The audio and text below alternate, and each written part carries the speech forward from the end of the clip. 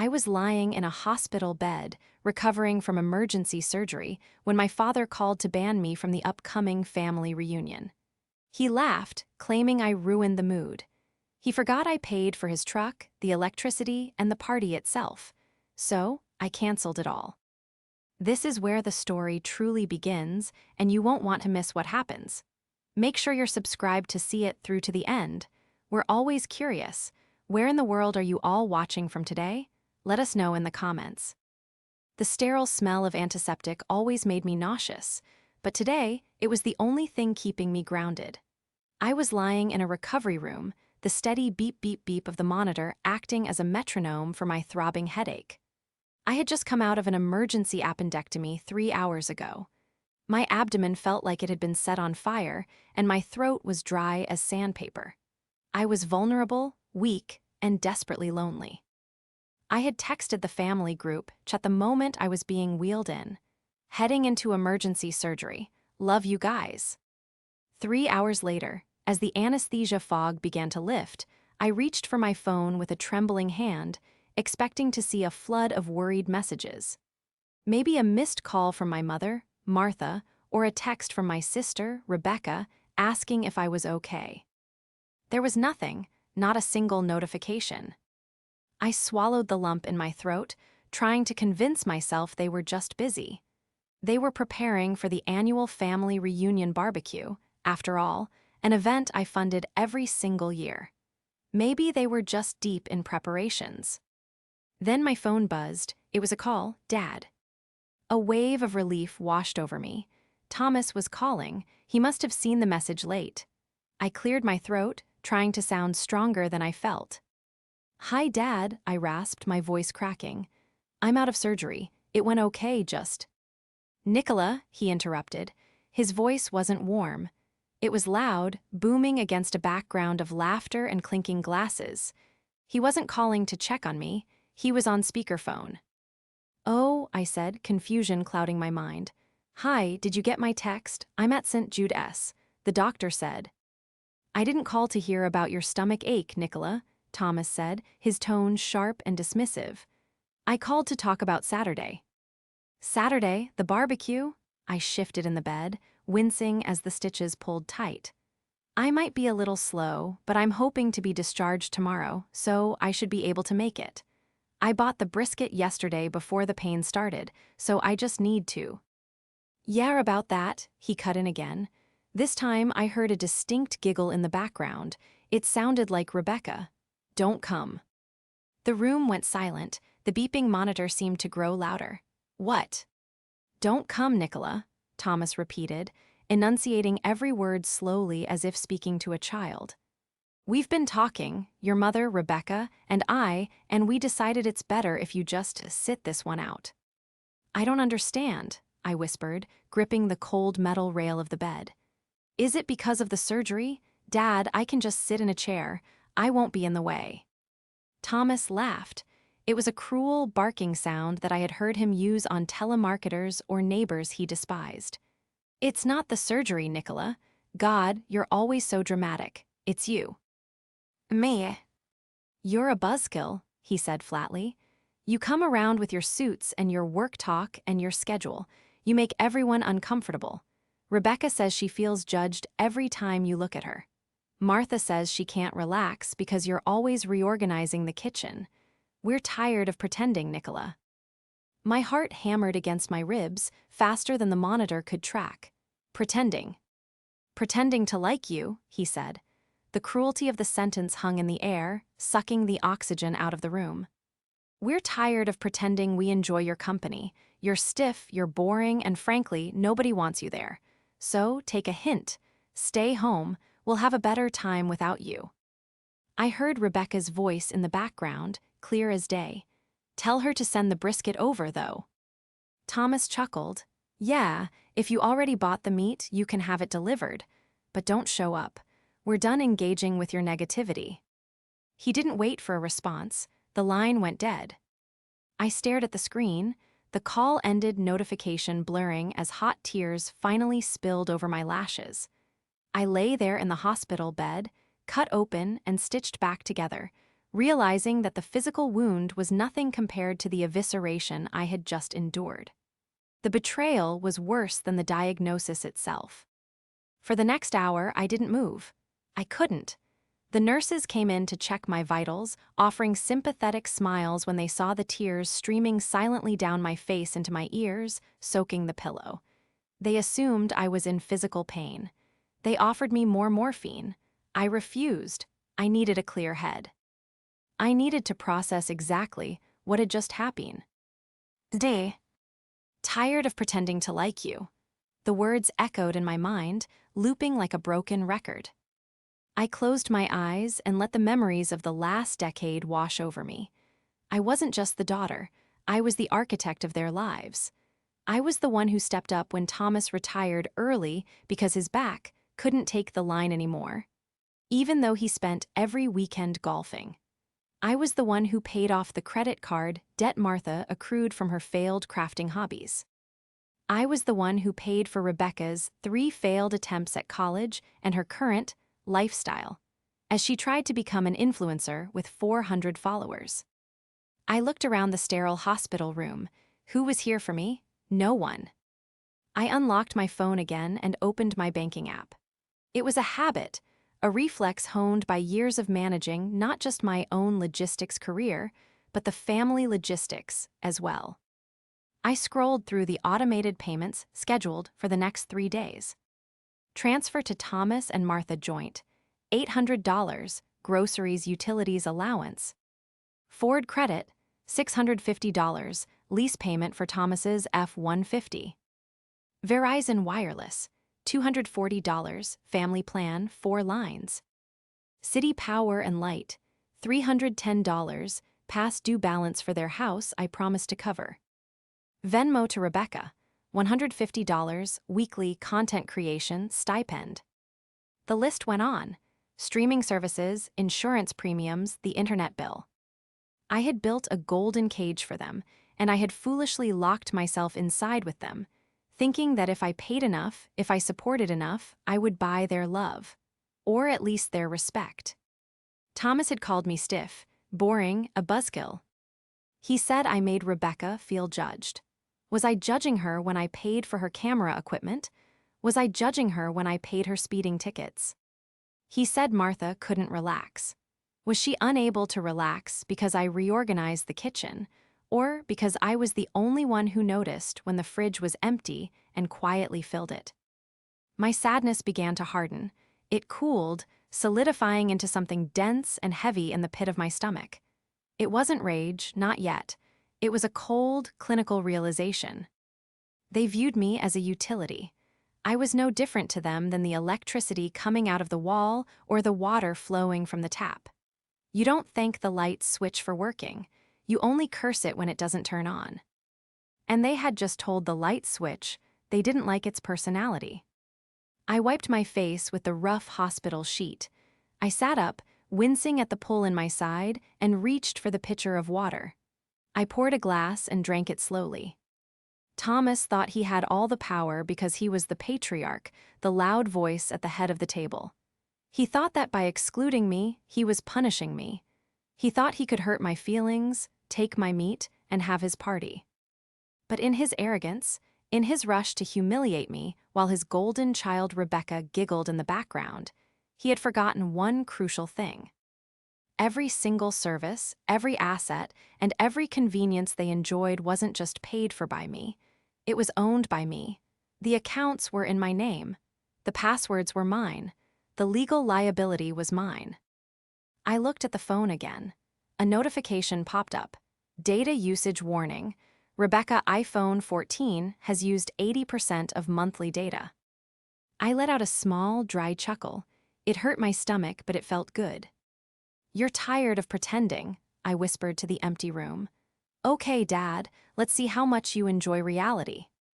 To understand why this phone call was the nuclear option, you have to understand the dynamic of the house I grew up in.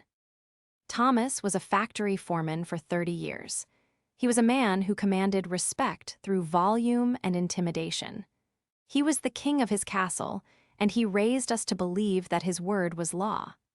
But when the factory offered early retirement packages 10 years ago, he took it, assuming his pension would cover a life of luxury. It didn't. That was right when I was getting my first big promotion in logistics. I was 24, hungry, and making good money. I saw my parents struggling, lights being turned off, pasta for dinner 5 nights a week, and I stepped in. "I'll handle the electric bill, Dad," I had said, "just until you get settled. I'll put the truck on my insurance, Dad. It's cheaper that way. I'll pick up the groceries this week, Mom." Just until turned into a decade. Then there was Martha. My mother loved the idea of being a matriarch, but she hated the work. She wanted to be the grandmother who baked cookies, using ingredients I bought, and hosted holidays in a house I paid to heat, but she had no spine. She echoed whatever opinion Thomas held. If Thomas thought I was working too much, Martha would sigh and say, "Nicola, you really should find a husband instead of chasing dollars." And finally, Rebecca. Rebecca was 29 going on 16. She was the baby, the creative soul. She had floated from fashion school to cosmetology school to PH. Autography, quitting each one when it got too toxic, meaning they expected her to show up on time. Now she was an influencer. She lived in the master suite of my parents' house. They had moved into the guest room to give her space to create. She drove a car I had co-signed for. She ate food I paid for. And she hated me. She hated me because I was the mirror she didn't want to look into. Every time I came over in my work clothes, exhausted but successful, it was a reminder of what she wasn't doing. So she poisoned the well. She would whisper to Thomas that I was condescending. She would tell Martha that I looked down on them. The irony was, I didn't look down on them. I looked out for them. I remembered a specific incident 3 months ago. The furnace had died in the dead of winter. Thomas had called me, panicking. "It's freezing, Nicola. The repair guy wants $4,000 for a new unit."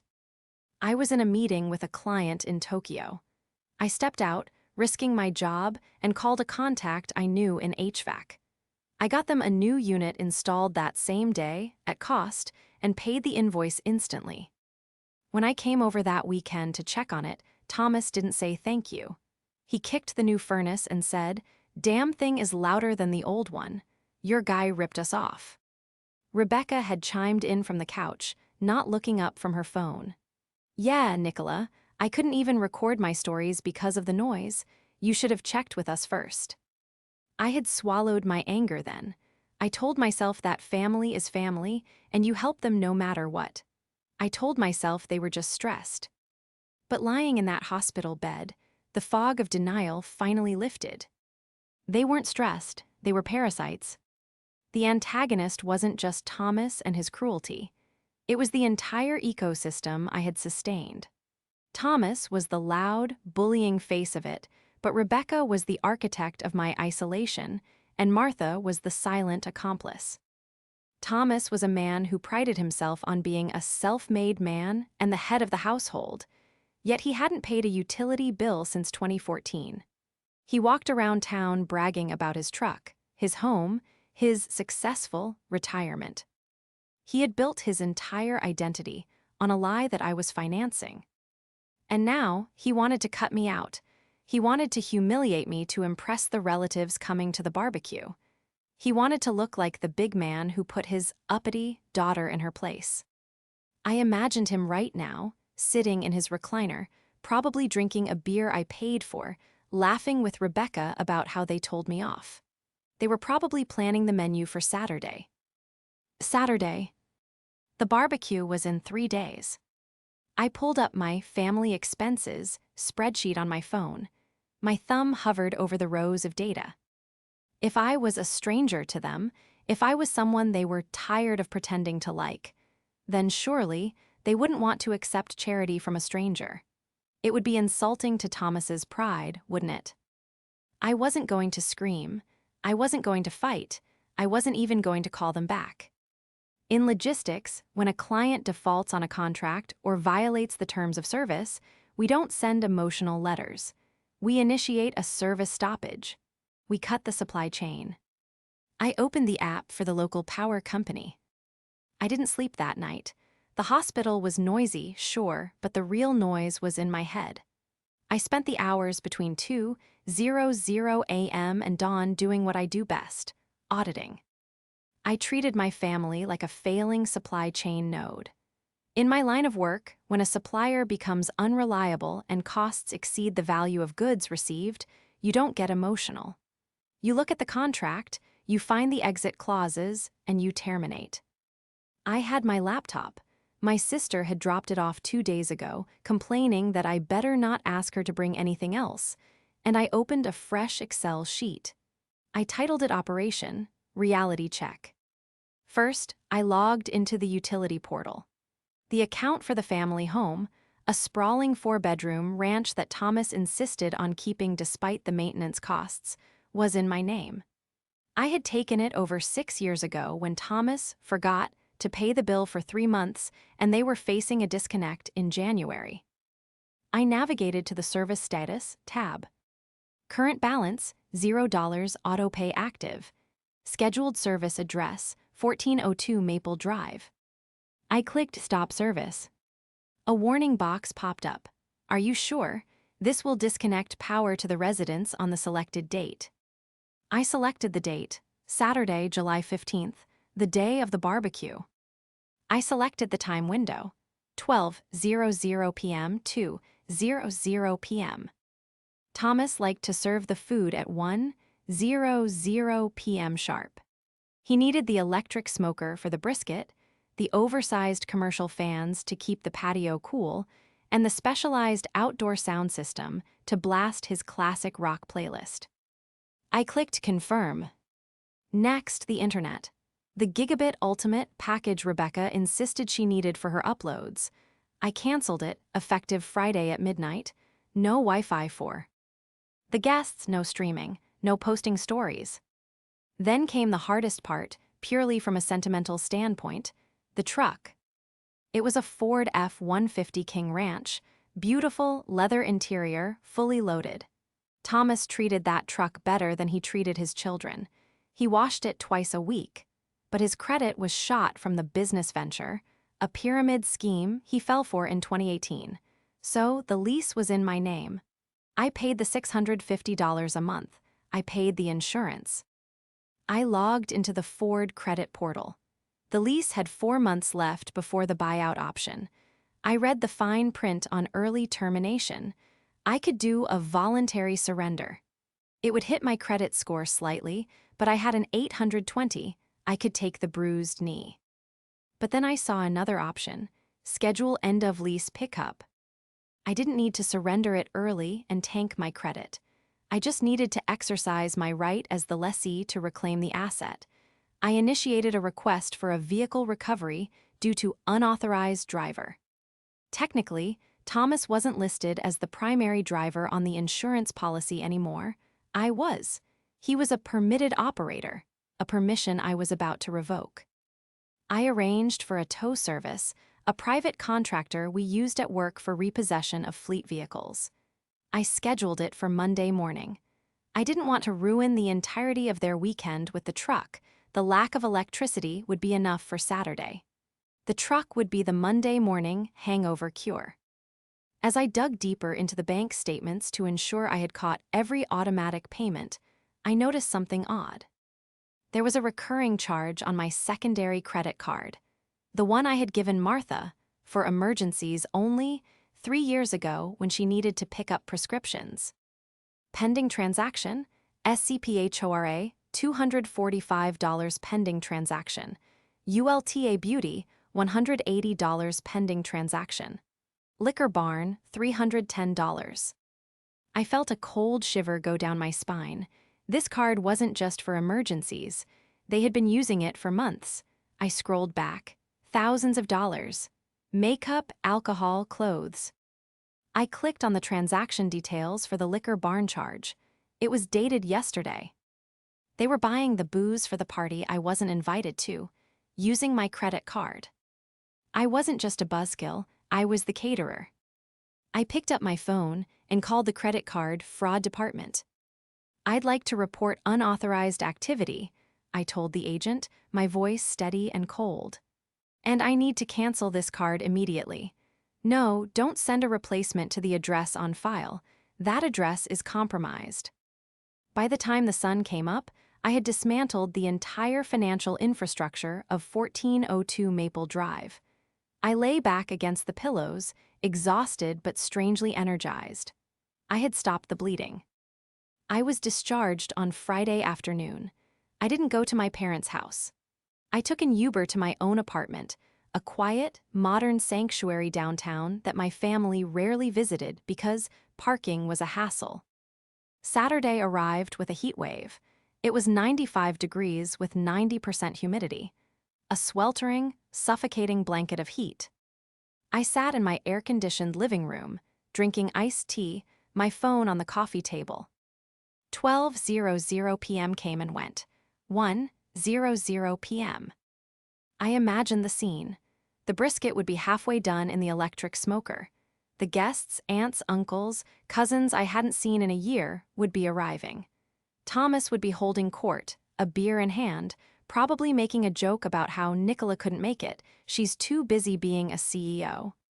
Rebecca would be trying to film a TikTok of the table set up. 1:30 p.m. My phone lit up. Incoming call, Dad. I let it ring. It rang again immediately. Then a text from Rebecca, "Did you forget to pay the bill?" Power just went out, embarrassing. I took a sip of my tea. I didn't reply. Then a call from Martha, then Thomas again. Finally, at 1:45 p.m., I answered. "Hello." Nicola, Thomas didn't just speak, he exploded. I could hear the background noise, not music and laughter, but confused murmuring and the distinct beep of a smoke detector with a dying battery. "The power is out. The smoker stopped. The AC is off. We have 30 people here and it's a sauna." "Oh," I said calmly, "that sounds unfortunate." "Unfortunate? It's a disaster. The meat is going to spoil. I checked the breaker, it's fine. Did you pay the bill? I bet you forgot to pay the damn bill with your surgery drama." "I didn't forget, Dad," I said. I kept my voice low, smooth, professional. "I canceled it."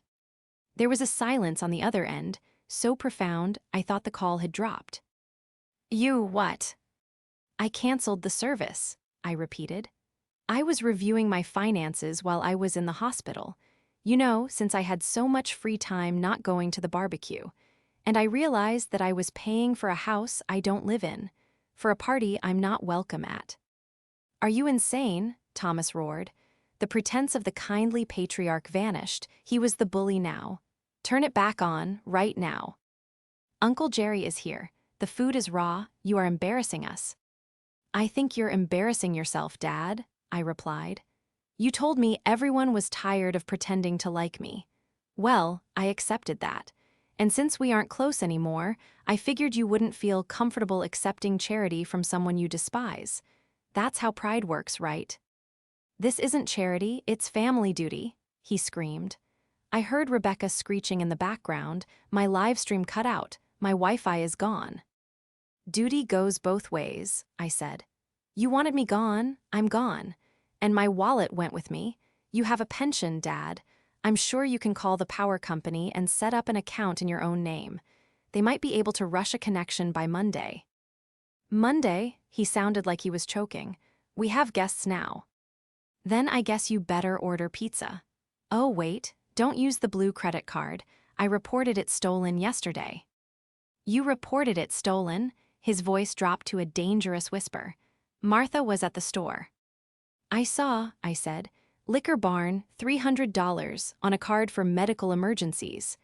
"That's fraud, Dad. I canceled it." "You ungrateful little bitch," he spat. "You turn this power back on or—" "Or what?" I interrupted, my voice hardening. "You'll uninvite me again? You have no leverage, Thomas, none. Enjoy the heat." I hung up. I turned my phone to Do Not Disturb and opened a book, but I didn't read. I stared at the wall, my heart racing. It was the first time in my life I had ever hung up on him. My hands were shaking, not from fear, but from the adrenaline of freedom. The weekend silence was deafening, but it wasn't peaceful. I knew they were scrambling. I checked my social media on Sunday morning. I had been blocked by Rebecca, but I had a burner account I used for market research. I looked up her profile. She had posted a long, tearful video via her cellular data from a Starbucks parking lot. "Some people are just so toxic," she cried to the camera, wiping away a dry tear. "My own sister sabotaged our family reunion. She literally cut the power because she was jealous she wasn't the center of attention. My dad is heartbroken. We're victims of financial abuse." The comments were a mix of sympathy and confusion. "OMG, that's awful. And wait, why does she pay your power bill if it's your dad's house?" Rebecca was deleting the questions faster than they could appear. They were trying to control the narrative. They were painting me as the vindictive, crazy spinster who lashed out because she wasn't loved. They were rallying the extended family. I had 3 missed calls from Aunt Linda, likely calling to lecture me on respecting my elders. But I wasn't done. Monday morning, 8:00 a.m. I drove to the house. I parked my modest sedan across the street, 2 houses down. I wasn't going in. I was just there to sign the paperwork. At 8:15 a.m., the flatbed tow truck arrived. It was a massive vehicle, yellow and loud. The driver, a burly man named Mike whom I had spoken to on the phone, pulled up right in front of the driveway where the F-150 was gleaming in the morning sun. I got out of my car and walked over. The front door of the house flew open.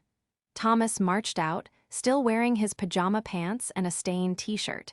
He looked haggard. The heat without AC for 2 days must have been brutal. "What the hell is this?" Thomas shouted, marching down the driveway. "Get that truck away from my driveway." Mike, the driver, stepped out with a clipboard. He was calm, professional, and twice Thomas's size. Picking up a 2022 Ford F-150. Leaseholder requested recovery. "Leaseholder?" Thomas turned purple. "I'm the owner, that's my truck." "Actually," I said, stepping onto the sidewalk, "it's not." Thomas whipped around. He looked at me with pure hatred. "You." Martha and Rebecca appeared in the doorway. Rebecca had her phone out, filming. "You're trying to steal his truck now?" Rebecca yelled for her audience. "Look at this, guys. She's literally stealing our property." "It's not his property," I said, loud enough for the neighbor, Mr. Henderson, who was watering his lawn, to hear. "The lease is in my name, Nicola Vance. I pay the $650 a month. I pay the insurance. And since I'm tired of pretending, I'm tired of paying for a truck I don't drive." "You gave that to me," Thomas screamed, advancing on me. Mike stepped in between us, his arms crossed. "I let you use it," I corrected him, "under the assumption that you were my father who loved me, but since I'm just a buzzkill and a bank account, the deal is off." "I paid for the upgrades," Thomas shouted, desperate now. "I put the lift kit on it. I put the bed liner in." "With what money, Dad?" I asked. I pulled a folded stack of papers from my bag. "With the money from the home repair loan you asked me to co-sign 3 years ago, the one you said was for a new roof." I held up the bank statement I had. "Unearthed during my Saturday audit." "I looked into it, Dad. The roof was never replaced. You patched it. The $15,000, it went to DraftKings and a consulting fee for Rebecca's business." Rebecca lowered her phone. Her face went pale. "That's a lie," Martha cried out from the porch, finding her voice. "We used that for the house." "The bank records don't lie, Mom," I said, waving the paper. "I checked the transfer history. You guys didn't just use me for bills, you defrauded me. You lied about repairs to get cash to gamble and play pretend influencer." Thomas looked at the neighbors. Mr. Henderson was staring, open-mouthed. The illusion of the successful, retired foreman was cracking in real time. "You can't take the truck," Thomas whispered, his voice trembling with a mix of rage and fear. "I need it. I have errands." "You have legs," I said coldly. I turned to Mike. "Take it." "No," Thomas lunged for the door handle of the F-150. "I'm not giving you the keys." "I have the spare set," I said, tossing them to Mike. Mike caught them, hopped into the cab, and fired up the engine. The rumble of the V8, usually Thomas's pride and joy, now sounded like a death knell. As the truck was loaded onto the flatbed, Thomas stood in the driveway, defeated, looking smaller than I had ever seen him. But it wasn't remorse on his face. It was panic. "Nicola," he said, his tone shifting to a pathetic wheedle. "Nicola, wait, let's talk about this. You're overreacting. We can fix this. The neighbors are watching." "Let them watch," I said. "Maybe they can explain to you why fraud is a bad idea." But as Mike secured the chains, Rebecca ran down the driveway, her phone back up. "You think you're so smart?" she hissed, the camera lens inches from my face. "Wait until everyone finds out you abandoned your sick parents. I'm going to ruin you." I looked into the lens of her phone, then at Thomas, then at the empty spot where the truck used to be. "You don't have to ruin me, Rebecca," I said calmly. "I just stopped saving you." I turned to walk back to my car, but Thomas shouted one last thing. "You walk away now and you're out of the will, you get nothing. The house, the bonds, everything goes to Rebecca." I stopped. I turned back slowly. "The will?" I asked, a bitter smile touching my lips. "Dad, do you really think I don't know?" "Know what?" "I ran a title search on the house this morning," I said, the final nail in the coffin. "You don't have a house to leave anyone." The summons came on Tuesday, not from Thomas or Rebecca, but from Aunt Linda. Linda was my father's older sister, the self-appointed matriarch of the extended clan. She was a woman who believed in keeping up appearances above all else, and she had summoned me to what she termed a family mediation. "You need to come over here, Nicola," she had said, her voice dripping with disappointed authority. "Your parents are sitting in the dark. Your father is chest-clutching. We are all here. You need to look them in the eye and explain why you're trying to kill them." I could have refused. I could have blocked her number and stayed in my cool, quiet apartment, but the accountant in me needed to close the books properly. I couldn't leave the ledger open-ended. I needed to present the final audit. I arrived at 1402 Maple Drive at 6:00 p.m. The scene was almost pathetic. A loud, gas-powered generator, likely borrowed from Uncle Jerry, was chugging away on the front lawn, running a single extension cord through the front window. The lawn, usually manicured by a service I paid for, was already looking shaggy. I walked inside. The house was stifling. The generator was only powering a box fan and the refrigerator. The central AC was dead silent. In the living room, it looked like a tribunal. Thomas sat in his recliner, looking deflated and sweaty, holding a wet rag to his forehead. Martha was weeping softly on the sofa. Rebecca was sitting cross-legged on the floor, looking petulant, while Aunt Linda, Uncle Jerry, and two cousins stood with their arms crossed, forming a wall of judgment. "She's here," Rebecca muttered, not looking up from her phone. "Nicola," Aunt Linda stepped forward. "I am appalled, truly appalled. I knew you were career-focused, but I didn't think you were heartless. Look at your father, he's a wreck." "He looks hot," I said calmly, remaining standing near the entryway. "Maybe he should pay the electric bill." "This isn't about bills," Uncle Jerry barked. "It's about respect. You repossessed his truck, you cut off their resources. These people raised you." "I raised them," I corrected, my voice steady. "For 10 years, I have carried this family. I have paid every significant bill. I have bylaid them out of debt. And in return, I was told I was a buzzkill and that everyone was tired of pretending to like me. So, I stopped paying for the privilege of being insulted." "That was just talk," Thomas groaned from the chair. "People say things when they're stressed. You didn't have to go nuclear." "It wasn't stress, Dad. It was the truth. You said it on speakerphone while you laughed," I replied. "But we're past that now. You mentioned the will on Monday. You threatened to cut me out and leave the house to Rebecca." I walked over to the coffee table and dropped a thick manila envelope onto it. The sound echoed in the silent room. "What is this?" Aunt Linda asked, eyeing the envelope suspiciously. "The truth," I said. "Dad tried to threaten me with my inheritance. The problem is there is no inheritance. Thomas doesn't own this house. The room went dead silent. Even the generator outside seemed to quiet down. Of course I own it, Thomas shouted, sitting up, his face flushing red. I paid the mortgage off in '98. You did, I nodded. And then, 5 years ago, you took out a reverse mortgage with a predatory lender because you wanted to invest in that crypto opportunity your buddy told you about. Remember? You forged Mom's signature on the consent forms. Martha stopped crying. She lifted her head, her eyes wide. What? I didn't want to bring this up, I continued, addressing the room but looking straight at Thomas. I found out 3 years ago when a delinquency notice came to my email because my name is attached to the utility accounts at this address. The lender thought I was the homeowner.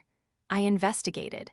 Dad took a lump sum payout of nearly $200,000 against the equity of the house.